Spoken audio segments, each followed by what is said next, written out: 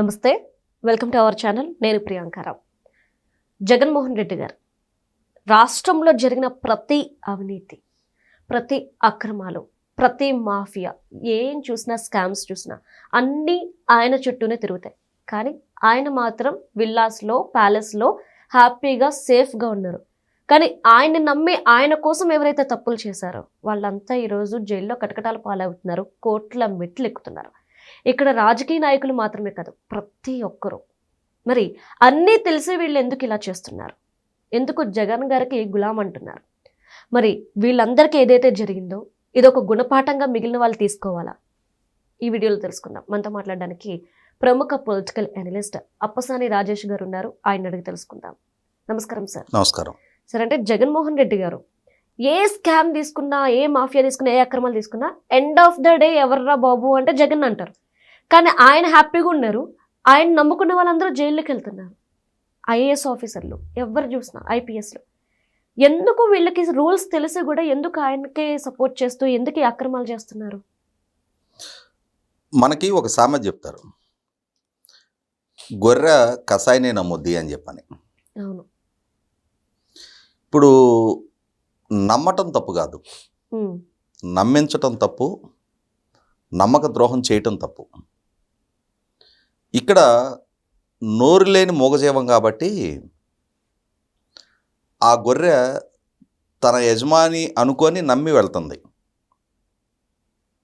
కానీ ఆ యజమాని దీన్ని చంపి, దీన్ని తోలొలిచి, దీని మాంసం అమ్ముకోవటం నా వృత్తి అని చెప్పని భావిస్తున్నాడు. కాబట్టి నా వృత్తి ధర్మాన్ని నేను నిర్వహిస్తాను అనుకుంటున్నాడు అతను.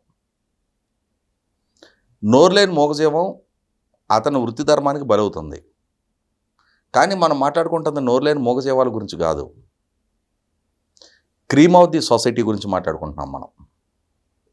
ఇవాళ ఏ స్థాయి ప్రభుత్వ ఉద్యోగం అయినా, నాట్ ఓన్లీ యూపీపీఎస్సీ గ్రూప్ 1, ఇవాళ ఒక ఎంఆర్ఓ, ఒక ఆర్ఐ, ఒక విఆర్ఓ, ఒక కానిస్టేబుల్ స్థాయి ఉద్యోగం, ప్రభుత్వ ఉద్యోగం దక్కాలి అన్నా కూడా నీకు ఆ రాత పరీక్షల్లో పాస్ అవ్వాలి, ఫిజికల్ ఎబిలిటీ ఉండాలి, ఫిజికల్ టెస్ట్ క్లియర్ చేయాలి, నీ మెడికల్ క్లియర్ కావాలి. సో ఇవన్నీ క్లియర్ చేస్తేనే నీకు ఒక చిన్న కానిస్టేబుల్ పోస్ట్ వస్తుంది.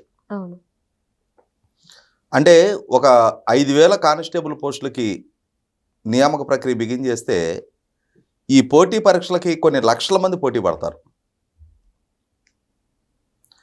1:100 1:150 ఫిల్టర్ చేస్తే ఒకడికి ఉద్యోగం వస్తుంది. నేను చెప్తున్నది ఒక కానిస్టేబుల్కే. మరి ఆ కేటగిరీ పెరిగే కొంది, group 3, group 2, group 1,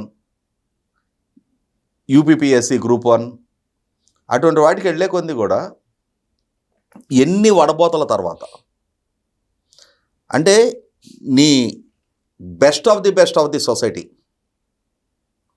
సొసైటీలోనే the best కన్నా కూడా బెస్ట్ అనుకున్న వాళ్ళు ఐఏఎస్లు, ఐపీఎస్లు అవుతారు. బెస్ట్ అనుకున్న వాళ్ళు లోకల్ గ్రూప్ 1లో సెలెక్ట్ అవుతారు.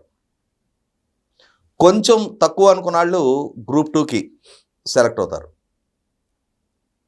ఏదేమైనా సరే ఆ స్థాయి ఉద్యోగాలు దక్కించుకున్న ప్రతిభా పాఠవాలు ప్రదర్శించిన, తమను తాము రుజువు చేసుకొని, ఎటువంటి షార్ట్ కట్స్, ఎటువంటి రికమెండేషన్స్, కులము, డబ్బు ఏం పనిచేయవు అక్కడ. మా మామ ఎమ్మెల్యే ఏం నడవు, కేవలం నీ ప్రతిభే నీకు ఆ ఉద్యోగం దక్కిస్తుంది. అంతటి ప్రతిభా పాఠవాలు కనపరిచి ఆ ఉద్యోగం దక్కించుకున్న వాళ్ళు, ఆ ఉద్యోగానికి ఉన్న విలువ తెలిసే కదా ఎవడో నీ చేత తప్పు చేయమంటున్నాడు అంటే చేసే అధికారం నీకు ఉంది కాబట్టే కదా.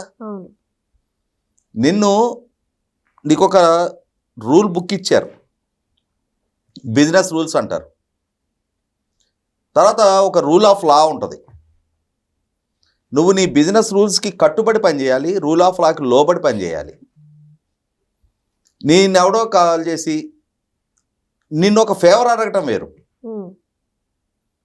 సహజంగానే రాజకీయ నాయకులు ఫోన్ చేసి ఏం చెప్తారు, మా వాడు వస్తున్నాడు సార్, కాస్త ఒక రేషన్ కార్డు ఇప్పించండి, ఒక పెన్షన్ ఇప్పించండి. అవి ఒక ఫేవర్ అడిగినప్పుడు మీ అధికారాన్ని ఉపయోగపెట్టి ఆ పని చేసి పెట్టడం వేరు. అలా కాకుండా ఎమ్మెల్యేనే ఫోన్ చేశాడు, నీ పరిధిలో ఉన్న ఒక ప్రభుత్వ భూమిని ఎమ్మెల్యే బావమరిది పేరు మీద రాసి ఇవ్వమంటున్నాడు.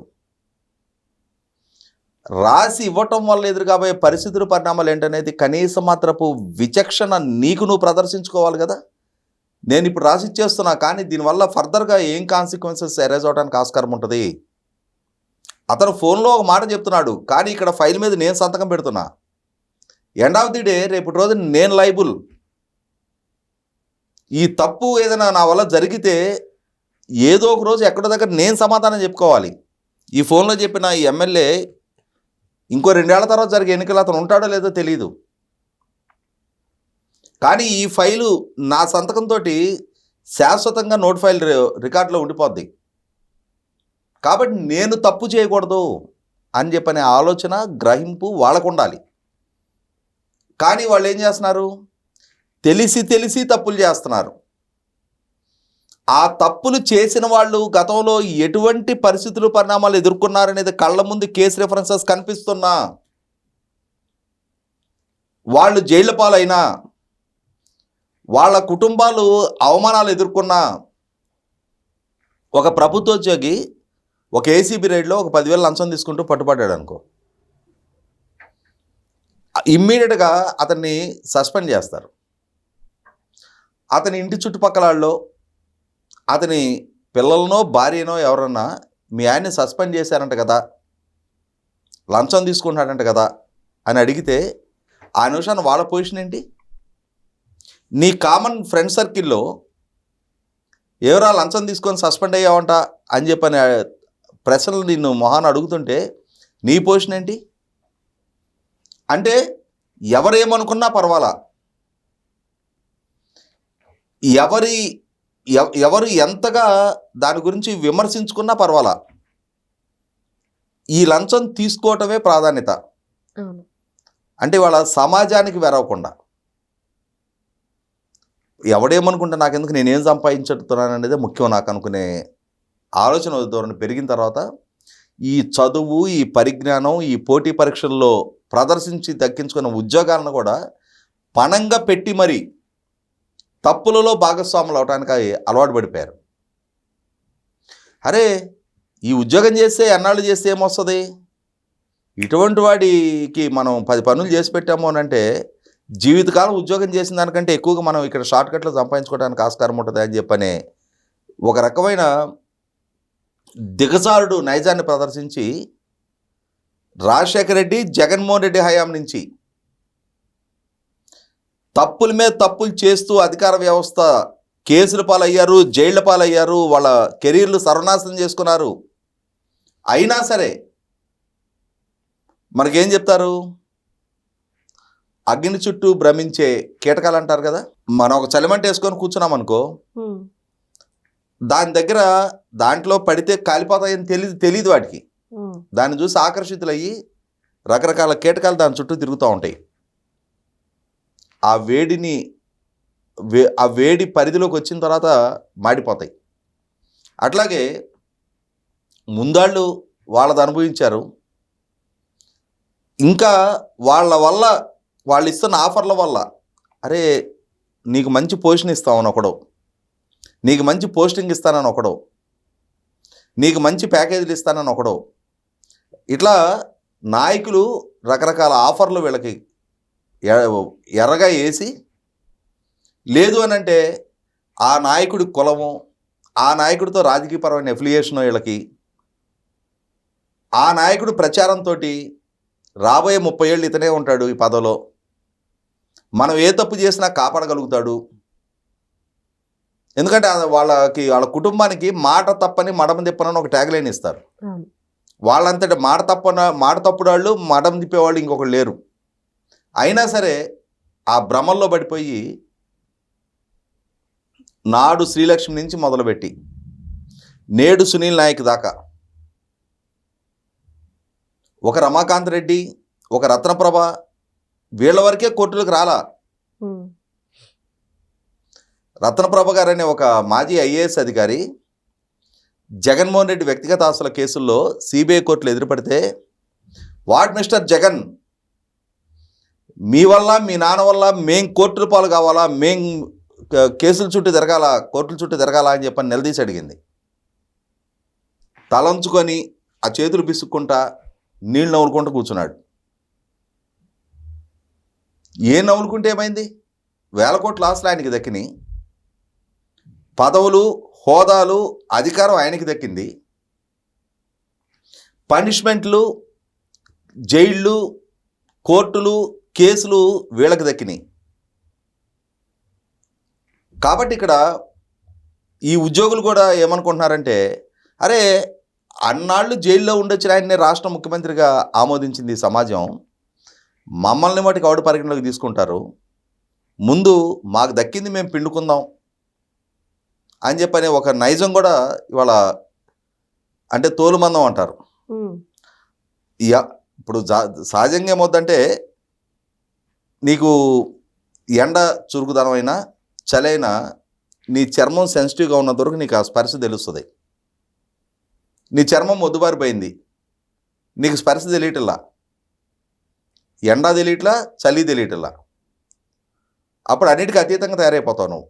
అలాగే వీళ్ళు కూడా సమాజము, పరువు, ప్రతిష్ట వీటికి అతీతంగా తయారైపోయారు. ఇవన్నీ దిష్టి బాధాడు. డబ్బు ఉందా లేదా, ఏం చేసుకుంటావు ఎండ్ ఆఫ్ ది డే. కాబట్టి ఇక్కడ అమాయకులు కాదు వీళ్ళు, తెలిసి తెలిసి అగ్ని చుట్టూ తిరిగే శలభాలను, కసాయి నమ్మే గొర్రెను వీళ్ళతో పోల్చలేము. వీళ్ళు చదువుకున్న ఉన్నత విద్యావంతులు అయి ఉండి ఉన్నత స్థానాల్లో ఉండి కూడా ఈ తప్పుల్లో భాగస్వాములు అవుతున్నారు అని అంటే చదువుకున్న నేరస్తులు వీళ్ళు. నేర స్వభావంతో తెలిసి తెలిసి చేస్తున్న తప్పులు ఇవి. నువ్వు ఆ స్థాయి అధికారివి, ఎవడన్నా నీ కొద్దిమే కత్తి పెట్టి నీ చేత సంతకం పెట్టగలుగుతారా? కాదుగా.